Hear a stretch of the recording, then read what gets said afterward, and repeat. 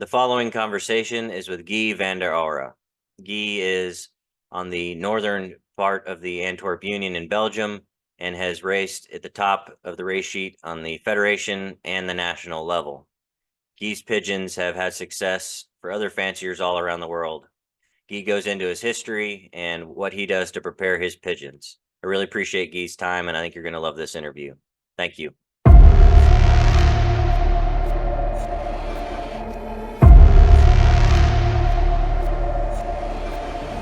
All right, Guy van der Auwera, how are you? Thank you for coming on. Good evening, Jeff. Nice to speak with you again. Yeah. It has been already a time that we met. Yeah. During your visit here with Serge. So yeah. 2022. Yeah, I got to come by. Yes. to handle special black, early gray, and see your beautiful lofts. And you have a amazing, we call it here the backyard. I think you all call it the garden, but it's just an amazing, beautiful scenery. Yeah, thank you. So what part of Belgium are you in? I live in the north of Antwerp. North of Antwerp. Close to the border of Holland. Got it. On the longest distance almost from Belgium. Right. Well, take us back to the beginning. How did you get involved with pigeons? Was it something that you were involved in with your family? Or did you figure it out on your own? How did you get started with pigeons? What's the beginning? It has been already more than 40 years ago. So a friend of mine, his father, he lived nearby in the street, and I think in that time there were 7-8 pigeon fanciers within 200 meters. So I was always interested in birds and pigeons, and when I visit my friend, his father was busy with pigeons, and they came home, and sometimes he need to work because the pigeons were not released on Sundays. So on Monday, when in the holidays, I was looking at the pigeons when they arrived from the race when he was to work. So I was a little bit triggered by the game, and I started already when I was 12 years old. So if he had to work, you would go over and help get his birds in from the race, take care of them at 12 years old. That's awesome. Yeah, and when I was 13 years old, I started by myself with a small loft. And some small success already from the beginning. And then, of course, every year you try to improve, and it all. But the real start was in 1991 when I visited Mit van Hoof from Van Hoof Uiterhoeven, and she gave me the first real good pigeons. They were in that time the best loft in Antwerp. And was that in the same area you're at now, or did you move? No, it was more in the south of Antwerp, so Putte, so close to the border of Brabant. Right. So on the shortest distance, but still the place nearby Leer, nearby Berlaaf, where the pigeon sport is very popular. Right. Yeah. When my dad competed over there, he was in you said Brabant area. Yeah. So I'm familiar with that area. So you went there because she had the best pigeons in the area at the time, and that was in 91. How old were you in 91 when you were kind of getting going like that? Do you remember? A long time ago. So it's a long time ago. So young man at that point. Yeah, a very young man, just been in the army, and started a family, and have young children, and not so much money. So I asked Mit and Gust and Geert how they can help me, and they proposed to take the eggs from the last round of breeders. So it was in September, October, when they separated their pigeons, their racing team and their breeding team. Right. And I took some eggs at home, and it took me 2 years before I could start breeding with those youngsters. But immediately they gave me success. Good. So did you take those youngsters and race them, or did you just save them and breed from them? I kept them for breeding. Got it. Yeah. And so where did it go from there for you as far as so you started kind of competing with those birds in the 90s, and where did you build from there? I started, like speed and middle distance races, but there were the best lofts also on national races with young birds. So I put them also in young bird races on national level. In that time, there were not so many national races, so I sent them to Bourges, and I remember I think the first year that I sent them, I won already the first in the federation, a big club here in the neighborhood. So yeah, I was a little bit. That was the start. Yeah. Of my career in that time. And at Yeah. that time, were you on the longer end of Belgium, or were you still on the southern end? No. I was in the north, so Okay. on the longer. Okay. Got it. And so tell us, a lot of fanciers over in Belgium prefer to specialize in certain distances. Do you have a certain distance? Is it being on the long end that you prefer, the kind of greater middle distance, or what is your favorite kind of race? What do you prefer to specialize in? Oh, it through the years, middle distance and long middle distance are my favorite races. Mhm. So that's the best pigeons from Belgium are still competing in those races. So also big numbers of pigeons. Most of the fanciers, they compete in this competition. You see it also on the average of the pigeons that are basketing through the years. It's still the most popular races. So So you can put the pigeons every week. yeah. So you work during the week to get them in shape and condition, and then you can test them right away every week. So during 6 months, you start to compete in those races, and that's I most of the time it's 18 weeks approximately. So with old and young birds. Mhm. Hmm? 18 weeks. And so for those watching, I have my audience is people from all over the world. Maybe they're not as familiar with Belgium racing as far as how many pigeons are we talking about in a national race that you're competing at? 20,000 Yeah. until 30,000 pigeons, and even when the young birds are starting up and also the old birds go to the race, and it's more than 40,000 Yeah. pigeons. That's Yeah. incredible. That's incredible. I'm so jealous of that. I'd love Yeah. Everybody all over the world, I think. Yeah. And it's certainly every 2 weeks, but we have nearly every week we have a race on middle distance, great middle distance, and long distance. And then you have also the short distance races. We can basket almost every day of the week. Right. Yeah. It just depends on what your goal is and what you want to Yes. race. And yeah, so that's great. So what is your morning routine with the pigeons during the race season? What are you doing? Are you loft flying? Are you road training? Is it a mixture of both? What is your routine with the birds in the morning? The routine is I get up 5:30 and I start to let out the first team, the hens, the old hens, at when the sun comes up. So Mhm. when there is enough light, even in the beginning of the season, in the loft it's still a little bit dark. Then I need to kick them out, and as soon as they go up and they're up in the sky, the sun comes up and they train for 1 hour.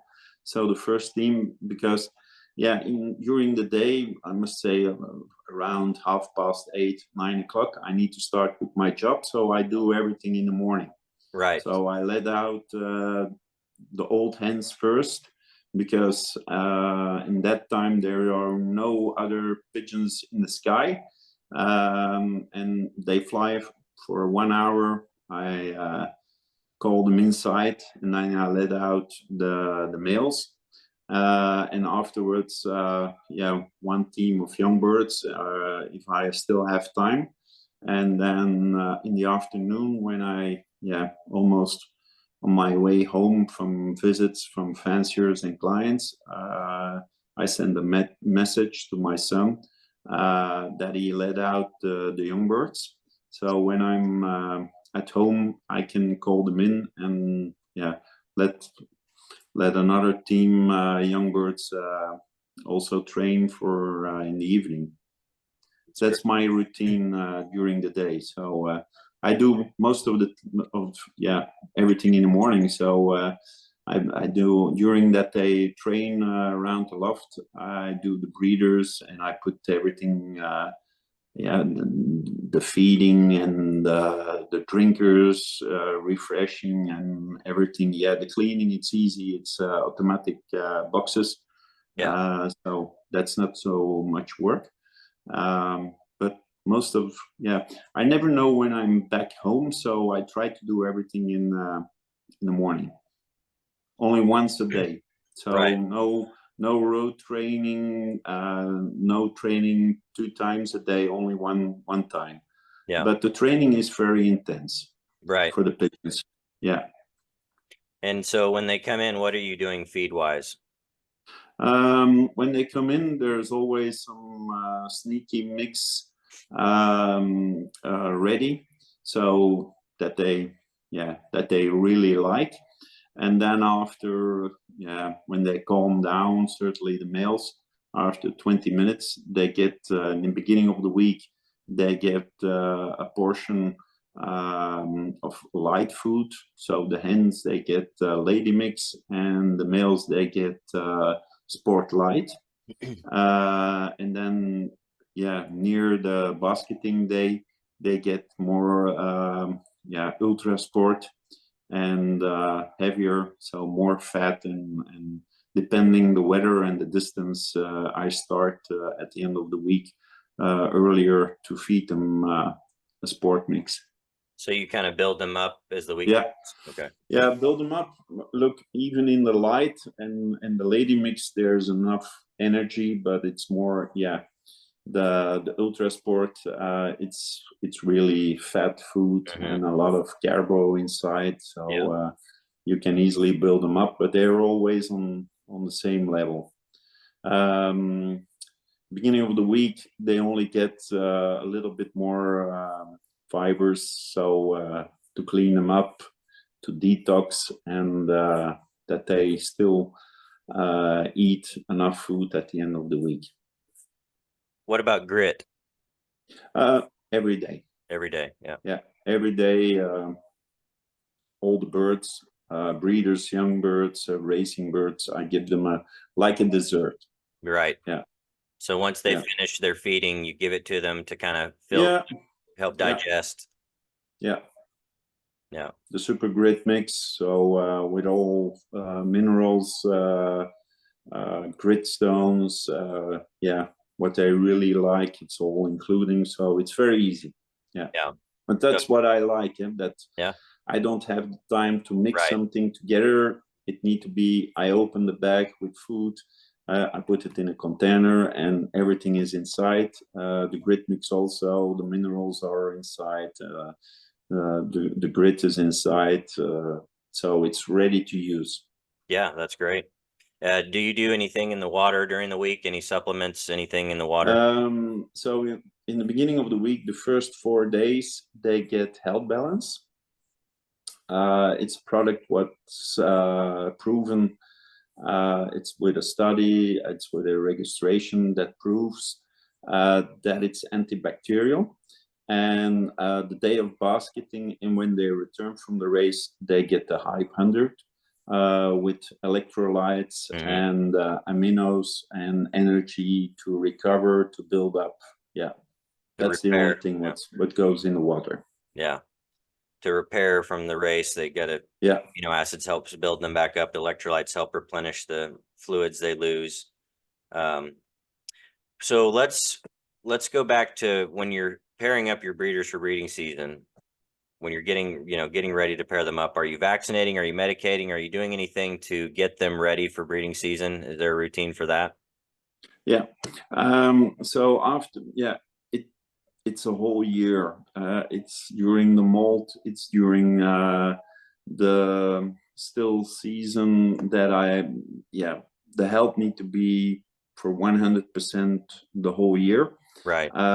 So I check them by myself by the microscope, or I go to the veterinary clinic to the vet.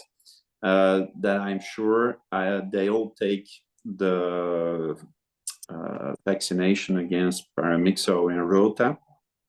And also the breeders get once a year at the end of the molting period, they get a bacterial checkup.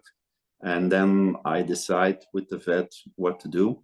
The last years, certainly with the health balance, I don't need to treat against salmonella or something. They're free from that, but I vaccinate against salmonella. So they get a boost from it.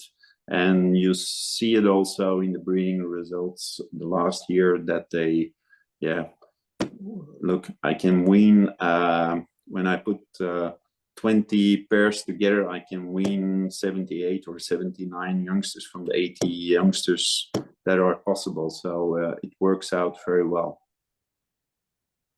So when the youngsters are getting ready to wean, is that when you vaccinate them? When I wean them, I vaccinate them right away for paramyxa and rota. Mm-hmm. And then after, 6-7 weeks, I vaccinate them for the second time. Also for paramyxa rota. Yeah, give them a And boost.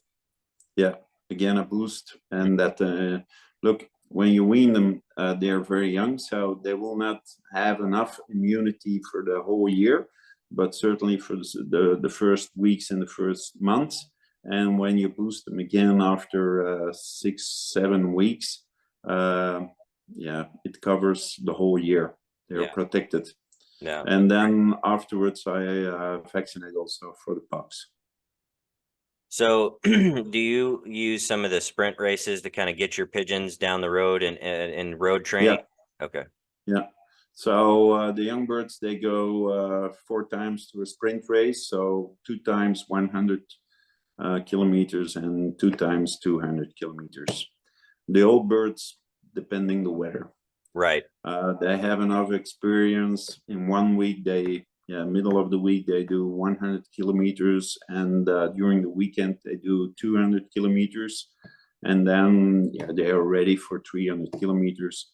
When they train very well at home, they have enough condition, and Yeah. you can send them to the race.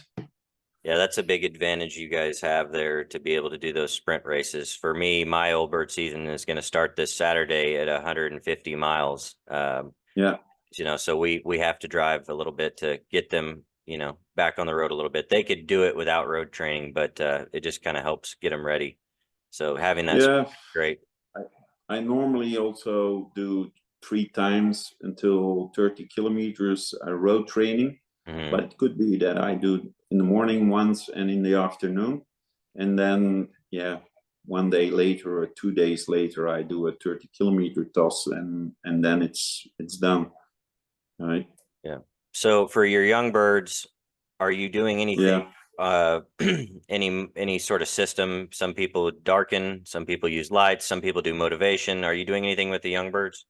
The young birds are always in the darkening system. So until beginning of June, during 14 hours, it's totally dark at the lofts.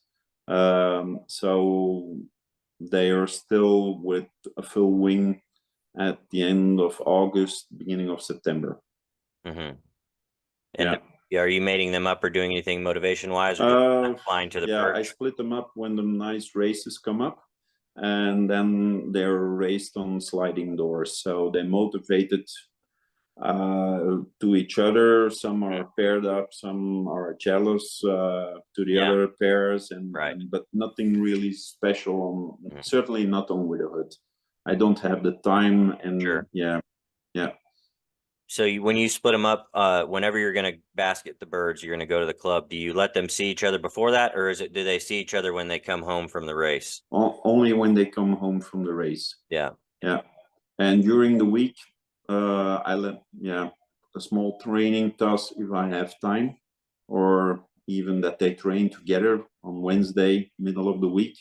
And then when they come inside, they can sit together for 1 hour Yeah. and making up some pairs, and that they keep paired up during the racing season. Yeah.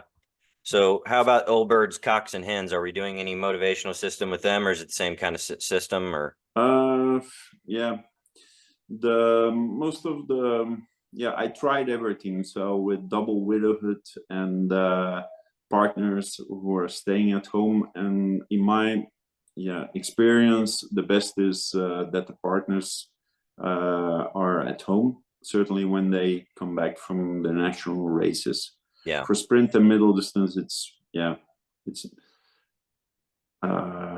double widowhood is very convenient. But as soon as you send them to a national race, it's better that the partner stays at home. right. So so what I do is I use the breeders, so not the top breeders, but the ones that I'm trying. I breed two rounds of youngsters, and then I split them up. Hmm. And then for a few weeks they are separated, and then I pair them up against the racers. Yeah, That's what I'm gonna do during the weekend. yeah. So yeah, That way they have and a mate to come home to. yeah, yeah. And so let's go over for the people who aren't familiar with your results. Let's go over some of your top results that you've had over the years, national level results and things like that, because you've had a lot of success that people should know about. So yeah, on middle distance, I won a lot of federation, but on national and provincial level. So it started a few years back when I pushed up my team with the first two semi-national Vierzon. The two fastest pigeons and the sixth fastest pigeon of I think more than 8,000 pigeons, and I won the first national from Bourges. I had a lot of top 10 national results, second, third national. I won the first national ace pigeon, great middle distance with Special Black. Special Black, yeah.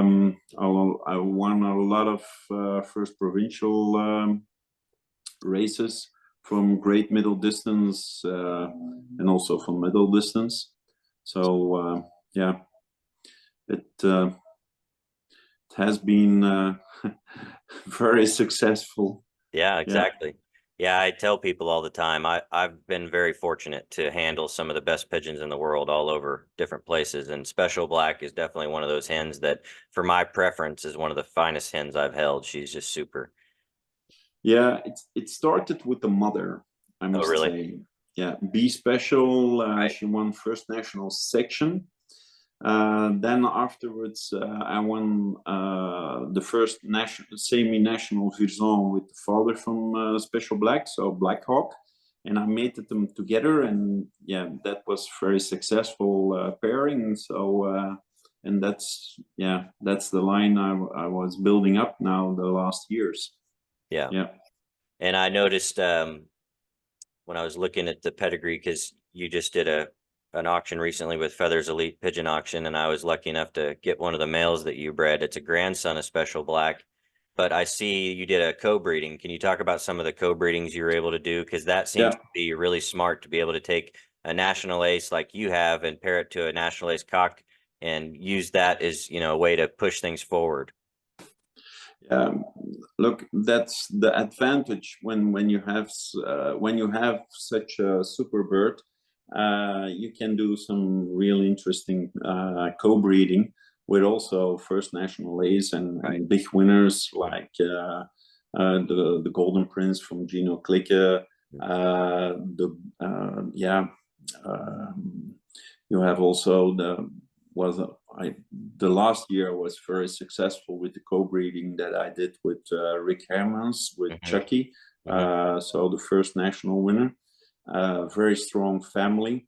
And yeah, that's it's better to do co-breeding than you don't need to spend money for the same quality, because that's also a problem now in the sport that the exclusive pigeons are getting so expensive that the normal working guy cannot afford to buy directly from the top pigeons. Yeah. So when you're doing a co-breeding like that, do you take a round of eggs and he takes a round of eggs? Is that how that works? Yeah, normally we do. We mate them together. Of course, with hens, it's a little bit difficult. So what we do is when we have two youngsters, we say, you want the even or the uneven number before we choose, and then but it's a little bit trust between friends also. Yeah, sure. You have to build the relationships with the fancier and trust each other. Yeah. Well, so is this sort of something you've been doing recently, or is this something you've been doing the past few years? I did it. A few times only with friends, but at this moment I have enough pigeons by myself to mate up with Special Black, because she gave with three different males. She gave top birds, winners, national ace pigeons. So she's already from 2018. So now I keep her with my own pigeons. So I still have, from one round I have two youngsters, because I'm a little bit different with other fanciers. I still raise the young birds of Special Black. Most of the fanciers, they put all the children on the breeding loft, but she's so dominant that when I let out 4 young birds, there are 2 winners every year. Yeah, so you're just immediately with her youngsters getting them out on the race team and letting them compete. And then afterwards I put them on the breeding loft, of course. On a young age. But you want to test them a little bit before they a little bit, but it's also an advantage, of course, if you can put them into the team, such a breeder with all the potential. One of the first young birds that I put in the racing team, she won the second fastest pigeon national from Châteauroux on the longest distance with headwind. She was also a national ace pigeon. So incredible. It's incredible, of course. If you're lucky and you can compete with such kind of quality, then things get really easier. Than with other pigeons where you need to search and select and What's the story behind Early Gray? And because if I remember right, correct me, but I think is he part grizzle and part blue? So all the the Early Gray line, when they are young, they are really light grizzle, but they get darker and more blue, more dark inside. And of course I made them up against dark hens. Why? Because I have a lot of problems with hawks, and when they are white, they are all taken. During the spring and so, and the dark grizzles, makes sense. It's easier to keep them.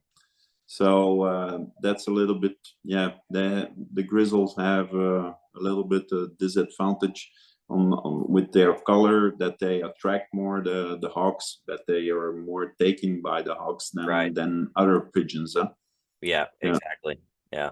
Hawks are a problem. They always want to get those splashes or grizzles, and they always first, right?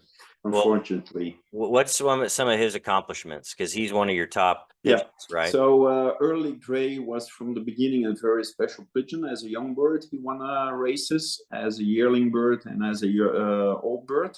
Now, what was very special in this line? So even 1 week with headwind and 1 week with tailwind,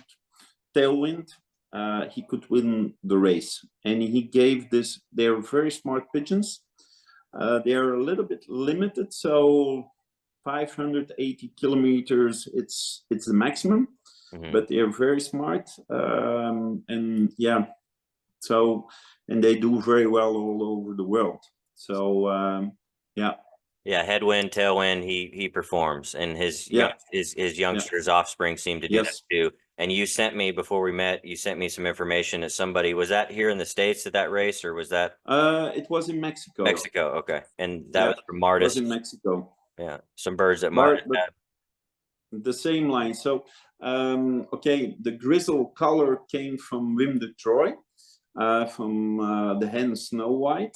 But the father was one of the basic pigeons. So from Govaerts, from the Kaasboer. The father was Braveheart, and he gave also, with other hens, he gave also very good performing pigeons like Braveheart Junior, who won the fastest pigeon provincial from a middle distance race. It's a nice line. And you, the picture you sent, that bird was not only early gray but special black as well. Yeah, so it's from those lines. The pigeons were introduced in the States by Rick and Steve Martis, and they sold young birds to fanciers in Mexico, in the States. And apparently a lot of fanciers, they sent me a message that they were very successful with pigeons from the line of early gray and special black in that time. What are some of your stars currently on the race team that I know? Obsession is one that comes to my mind. I got some Obsession on the way that I'm bringing into my loft. So what are some of the stars that are kind of the future for the program? Now, remember in 2017, I decided to sell all the old birds through Pippa. So I only kept a few breeders, old breeders, and the racing team. I built up the breeding team in that time, and 2 years ago I put all the best racers on the breeding team. So I think this year it's the first year that I'm back on the same level as in 2017, 2018. Got it. Because I still have a small team. And when in 2 years ago, I put the best 8 racers to the breeding team, and you feel that immediately. Right. Yeah. Right. Look, a middle-sized loft, even a big loft, if you let out 120 young birds every year, and if there are 3-4 special pigeons inside, you're very lucky. Yeah. But I took them all away. I took White Freedom, Federation winner, fastest of provincial. So son of Early Grey, I put on the breeding loft. I took Obsession. I took on the breeding loft. I took the brother of Obsession, also a Federation winner, Sugar King on the breeding loft. I took half sister of Special Black on the breeding loft. Another very good male macho, also Federation winner on the breeding loft. So it cuts down your. Right. So you're using It's these. like a Yeah. football team. Yeah. If you Yeah. sell of the whole team, but Yeah. yeah. But of course, 2 years later, yeah, you can breed a super team with young birds, and Right. that's what they proved. When the genetics is inside, now the breeding team is so strong and young. And then, of course, last year I saw immediately the results. The young birds were very dominant, and I was Yeah. really careful Mhm. with the young birds. But they compete very strong on every level, on federation level, but also on provincial and national level. Yeah, if you're going to restart like that and put those types of racers into your breeding program, it may take a year or two, but the quality is going to rise to the top again, Yeah. and the success is going to follow for sure. And so that's exciting to hear that that's the way you're going with it, and we're kind of rebuilding up. This is kind of a random question, but do you have any routines before the race? Like in the US, we say, pre-game superstitions that you have to do this in order for the race to go well. Do you have anything like that? Oh, um, look, throughout the years, I tried everything from motivation but at the end, you decide, or with the experience that I have, is the quality of the pigeons and the condition, the health will. It's the biggest Yeah. issue on that point. And when they know the game, you don't need to, certainly for middle and long distance. I know from short distance you need to really motivate the pigeons, but when they are 2 days in the basket and they know the game, they will be motivated. You Right. don't need to show the partners before the race, or yeah, make them really crazy. No, it's better that you keep them calm, and yeah. Yeah, that makes sense. What characteristic traits with the body on a pigeon do you like? Do you have a certain, if you like, to me, Special Black's a perfect hen. Obviously, she's a good blueprint for what a good pigeon feels like. But do you have certain preferences that you look for? Maybe if you go to an auction, or maybe you go to someone's loft that you want to acquire a pigeon from, what are you looking for when you put a pigeon in your hand? Look, there are two things. I I can judge my own pigeons. I know how they need to be, but when I purchase some pigeons, I look at the health and the vitality.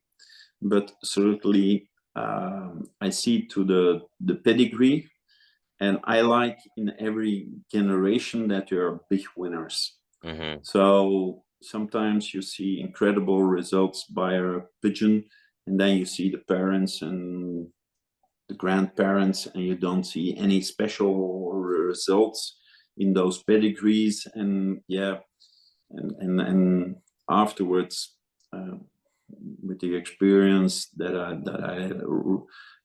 have been through the years, that those pigeons, they are exceptions, and for breeders, they are very poor results. Yeah, but if you buy a pigeon who has in every generation the parents, the grandparents, the great grandparents, winners, special pigeons, you certainly have a big chance Yeah. to get the results. And that's what I'm looking for. So it's not so much something that you feel in your hands, it's you're studying the results of the ancestors, making sure that there's some winning lines in there. That's the most Most important. And important. of course, a first impression of the pigeon. Now, shape. Okay, I like beautiful eyes. I like a beautiful. The wings, yeah, they need to have a perfect wing. The body, yeah, some are small, they're tough. You cannot judge the muscles and that, but yeah, and of course, I find always, if the pigeon has been a racer, he's another type of pigeon. He's more, yeah, athletic than a pigeon that you buy and never being outside. It's normal. It's like a human also. Right. But then it's very difficult to judge when you buy a young bird, like 6 or 8 months old, Right. or even younger, and when it has been in the racing team every week, then it's another pigeon in the hand than a pigeon who never been outside. Sure. Some people they take pigeons in the hand, and on that moment, the pigeon is in a very good health. It has a nice body, but you never know how it feels when coming back from Right. 8 hours or 10 hours on the wing, in that day. Yeah. Well, I think that's great advice for people that are going to go and acquire pigeons somewhere, is to pay attention to the pedigree and the results of the each generation to see what you're getting. Yeah, Because a lot of times the way pigeon racing is today, when you go on an auction site, it may come down to this goes back to this bloodline, but maybe it does go back to this bloodline, but what have they done with that? What are the results? yeah, Right. So not so much a name, but what are they doing with those pigeons? Paying attention to that. yeah, and very close. Mhm.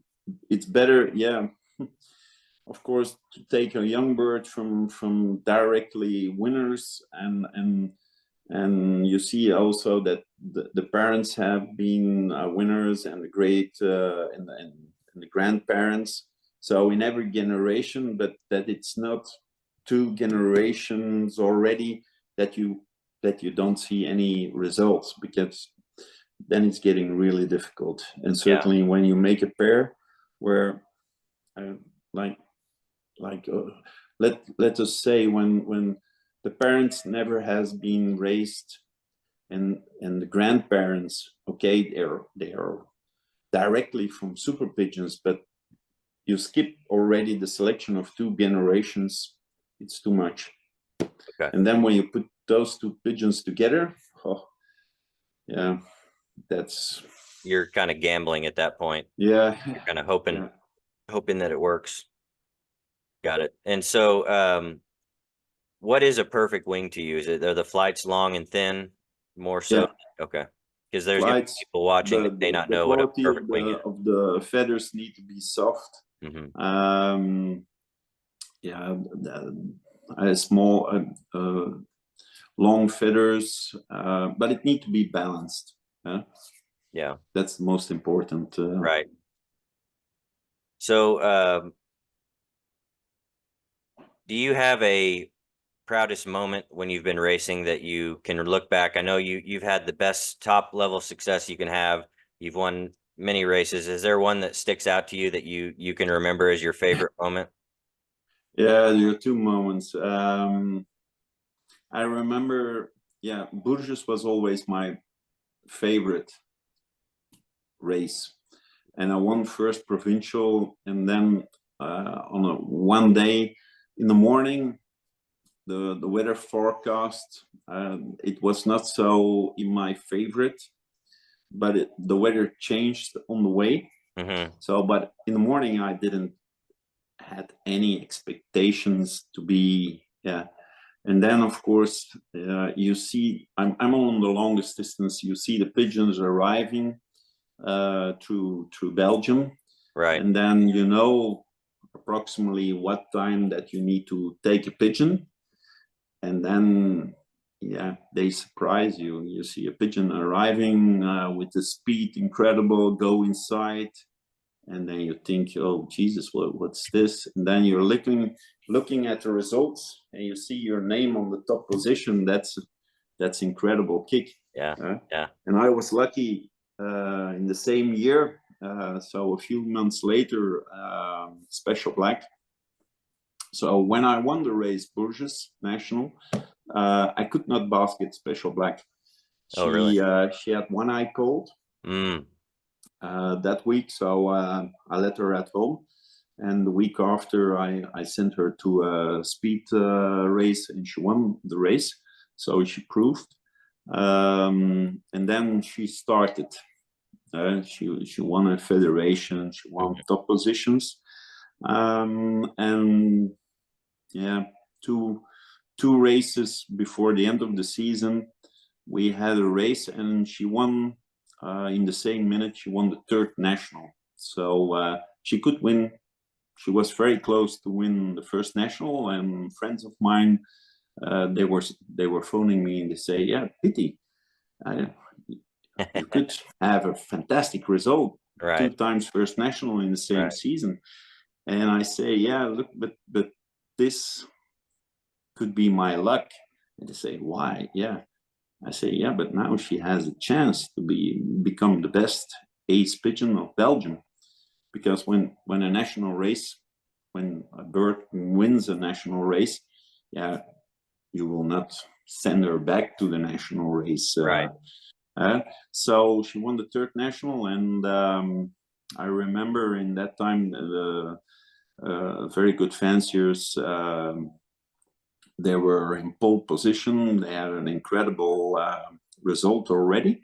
So only one race left, and okay, she need to be in the top 20 national. So the wind and the weather was not in my favor that day, and but she was in top condition. And of course, yeah, you see the pigeons arriving, and you're thinking, of course, yeah, what if she did the job? She need to be there within 2 minutes, and then yeah, you see a little black spot coming like a hellfire rocket Yeah. to the loft. Yeah. And yeah, it was special black, and then Yeah. she broke the record and she won the first national ace pigeon. That was also incredible. Yeah, Yeah. That's awesome. That's amazing. yeah. Yeah, she's a super hen in the hand, really just beautiful, and she has it all. So I'm not surprised she was so good, and her descendants continue to do it too. Uh, if you were to leave Belgium, maybe you go to Germany, or maybe you move to the United States, and you had to start over, okay? And let's also add this, that this is for advice for new flyers too. If you're new to the pigeon sport, or maybe you're moving and you're starting over, you don't have any pigeons, what advice do you have for people who are either new or starting over in the sport? Maybe they've been out a while. How would you start again, or how would you start if you were new? Um, yeah. Look, I better can tell how my experience was, because through the years I had some bad luck also. I've been to hell and to heaven and back to hell and back to heaven. I remember, so I started with the pigeons from Auwera. I had really amazing results, winning, and certainly with young birds in that time.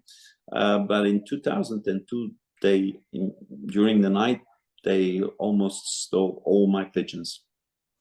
In the morning, I came out and went to the loft, and all my pigeons were gone. And friends of mine, they gave me pigeons. I buy some pigeons, but it took me certainly 7 years, and I was just on a point that I was saying, yeah, if look, the pigeons, they did results, but not amazing results. And I remember a friend of mine, he passed away, but Jan Hermans, so the owner of the pigeon magazine, The Dove, Mm-hmm. yeah, we met always during the racing time every Monday evening, and we were speaking about pigeons and results. And he'd say, take these pigeons, try them. Um, and there's an interesting fence here with some good pigeons. So I went there, I buy some young birds, but yeah, it was not matching. But in 2009, yeah, no, 2000, yeah, 2009, Josef Govaerts passed away just before the racing season started. So not so a perfect time to buy pigeons for breeding, because you're already having youngsters and everything.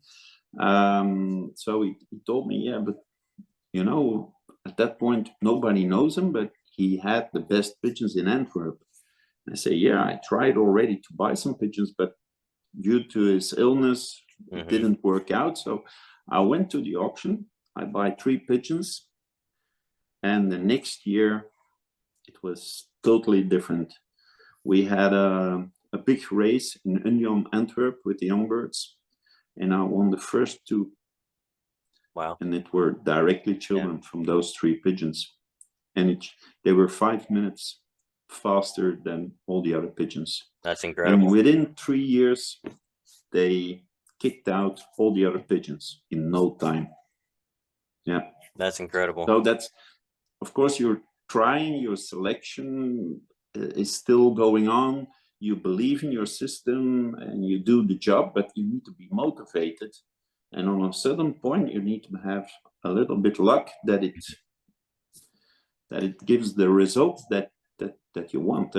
Yeah. And then, of course, you buy another pigeon like the daughter Gladiator from Gerings, the mother of Be Special. You pair her up, and then, yeah, it works out. And you put those, best pigeons on your own loft together, because that's the best rule.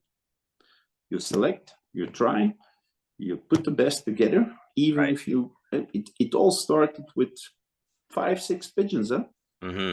So, and then when you find them, believe in this line, try some other pigeons, but keep the line, and then you go on, and and at a certain point you get on a level, and then all what you buy afterwards, it's very difficult to improve that proven breeding line. Huh? Yeah, once you find those that's pigeons, the game, huh? Yeah. That's, yeah. Once you find those pigeons that are your stars, you want to build around those pigeons. Yeah. And then if you can acquire something to cross into that, you can try it, but it's difficult to beat what you already have. Yeah.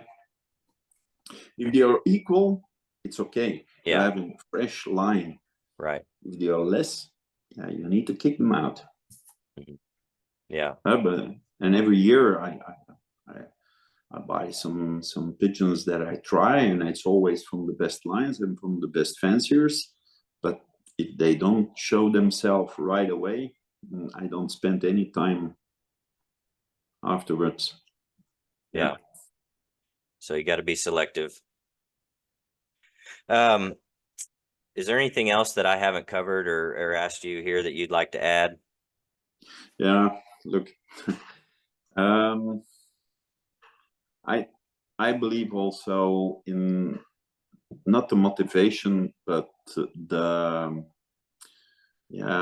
I think also the motivation of the fancier. Right. That he can, if the pigeons feel that you're motivated, that you want something from them, I believe that it's also a big issue. If you don't have enough time, it will be very difficult. If you don't have enough motivation to, you need to push them every day. Yeah. Right. They need to feel that you want something from them. Right. That's, the bond. And the You rest have to have is the bond. Yeah. Okay. It starts with very good quality of pigeons, the health, but that's also a part of the quality of the pigeons. The daily care, the whole year through. Good food, good system. Keep it simple. Believe in your system. Don't change every week. And there are some rules that you need to follow. I mean, the evolution of the pigeon sport is also, it goes faster, more professional, only with seeds and water. Take good products, buy good food, good quality. Don't spend time to anything else. Don't give them too much, but keep it simple. Huh? Yeah. Do you participate in any one lofts around the country or around the world, or do you do anything like that? I know in Belgium, you guys, you're so busy racing your own birds. some people like it, some people don't. Like Serge has no interest in one lofts, but his birds do well in one lofts for other people. Yeah. Now, I did, but it's already more than 10 years ago when I didn't have the time to be a professional racer or a semi-professional racer. I sent them to one loft races. We did very well. 2 times in the top 10 in Belgium Masters, in $1 million race in South Africa, we did very well. But the last 10 years, I didn't participate anymore because, as you say, we have enough races in Belgium. Every week there are 4 or 5 races. So, and yeah, with a small team, you need your own pigeons at your own loft because, yeah, all over the world, you feel it that you need to breed a lot of young birds and have a little bit luck because it's easy to lose them. Yeah. And there's a lot of danger on the way. So also we lose good old birds during the racing season. It's wires, hawks, yeah, bad weather. Yeah. Okay. And of course, I like to manage my own pigeons on my own loft. Right. If I give them to a one loft race, yeah, sorry, but yeah, then okay. But it's a perfect solution for people who have no opportunity to get in the sport like normal pigeon fanciers. It's I think in the pigeon sport there are now 2 types. You have the fanciers who have an intense racing season, and you have the fanciers who have not the opportunity for this, but they can participate to one loft races. There are so many all over the world. So, okay. And they can enjoy the sport also. And they asked me also, I remember, the last 2 years that people ask me, yeah, do we need special pigeons for one loft races? No, I don't believe it. Yeah, I sold some pigeons to guys in Kuwait who sent them to one loft races, and they phoned me back and they sent me messages that they were very successful with pigeons. A colleague of mine in Germany, Florian, he was also crazy from one loft races, and he told me, yeah, you think your pigeons can? I said, yeah, okay, here, take a son of Special Black and breed 2 rounds and send them to a one loft race. So he did it, and he had immediately success. He won top 10 from a very hard race, final race with a direct child. So the pigeons certainly, like we race in Belgium and in Holland, so intense when you're from the good quality. They can also participate to one loft races and win them. Yeah, if your pigeons are competing at a level where there's 20, 30, 40,000 pigeons and you're at the top with your bloodline, that is something that can pass on to a one loft pigeon for sure. And the problem here for the United States, where I am, there's still enough people here that I can race against. But a lot of parts of the United States, they're so spread out, there isn't a club for some of these guys, so they have to send to one lofts. The problem I'm having is that I love flying my own birds. As you said, I like to have them under my conditions. I like to take care of them. I love watching them come home. The problem I'm having is that I'm selecting some of my best young birds that I think are the best off of the way they feel and the pedigree, the genetics, and I'm sending them out to one lofts, and I'm not getting to keep them here. And I know that if I want to compete, well, if at the top of the one lofts, I have to do that. But at the same time, I want to keep them because I want them here.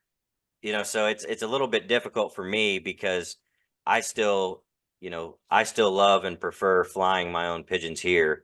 I like going to one lofts. I like going and seeing the people and meeting people, and watching the birds come in is fun. And especially if the one loft has a handler that's really good and knows what he's doing. But yeah, it's getting more and more difficult here in the United States to fly on a club level. So one loft has become, with money as well, has become the biggest game there is in the United States. So it's tough. Yeah, but I think, yeah, certainly when you send them all over the world, okay, we use the first 2-3 rounds of young birds from our best breeders, and then of course you have good promising breeders. If you can send them when you don't need the young birds anymore for your own racing team, if you can send them, like here in Belgium, we can send pigeons in April to one loft races all over the world, and Yeah. then you can test them. And that's also very good. But I prefer, of course, if I had the time and the interest to do it, and also the money, because it's quite expensive. Very I expensive. would send I would send them to first from parents who perform, who are proven, and I would send them to small one loft races and make a selection and build up a team like this, and then go on and to the bigger one loft races when they prove themselves. And that's, or yeah, that's the easy way, I think.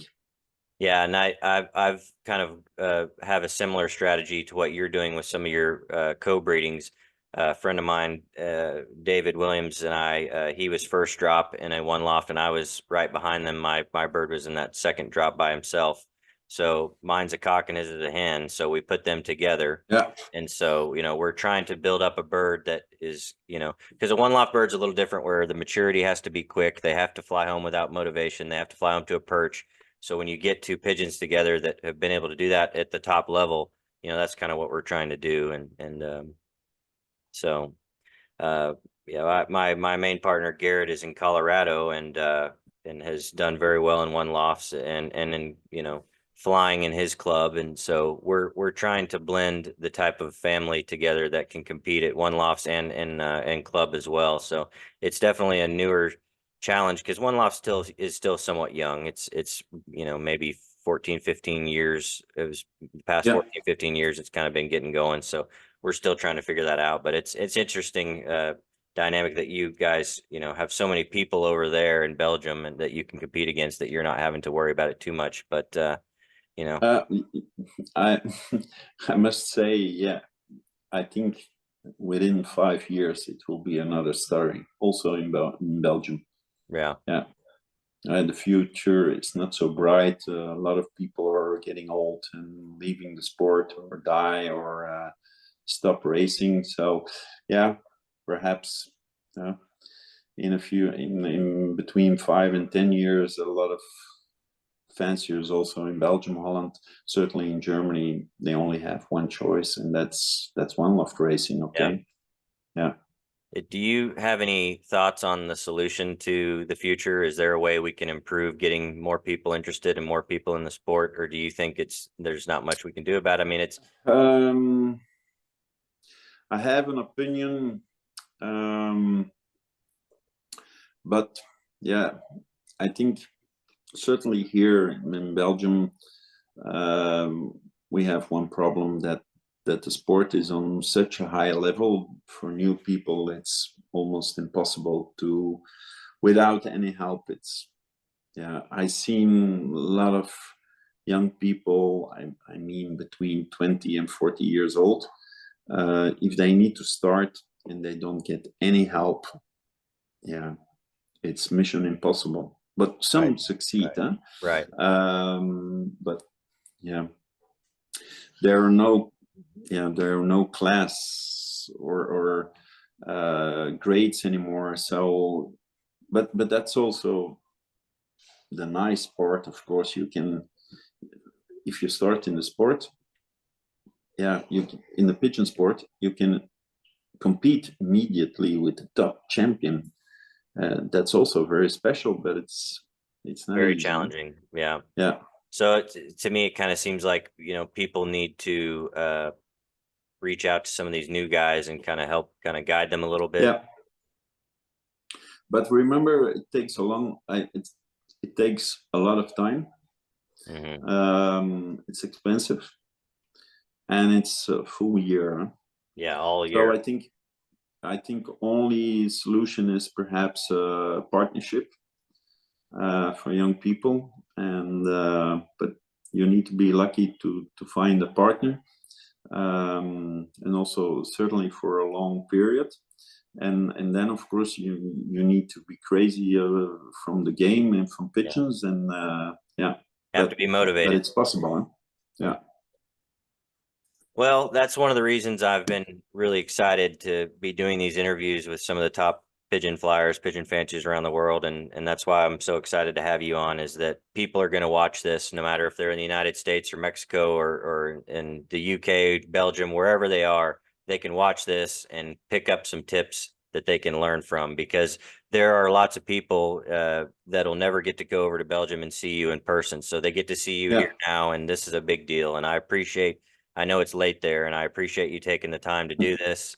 And again, I really am a big fan of you and your pigeons, and I'm really happy that we got to do this and have you on. So I really appreciate it. It was a pleasure. Yeah. Thank you, Jeff. All right, Guy van der Aure. Well, we will have you on again, maybe an update here soon on how things are going for you, and I'll hope to see you in June. Yeah. All right. Me too. All right. I hope to see you. Yeah. And then Thank you. we're in the middle of the racing season already, Yeah. so Yeah. it starts in a few weeks. Yeah. So we prepare now the racing team the following weeks, and waiting for the weather, that it's getting better, stable weather, and then at the end of April the pigeons need to be in a good condition, because then the important races come up. Yeah. Yeah. Big So national races and a lot of competition. yeah, so the still season, the winter time is almost finished. Yep. I'm looking forward, but it's a lot of work.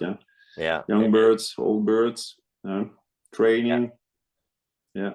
You have But to that's be motivated and a little bit crazy to yeah. to do pigeons. Yeah. certainly.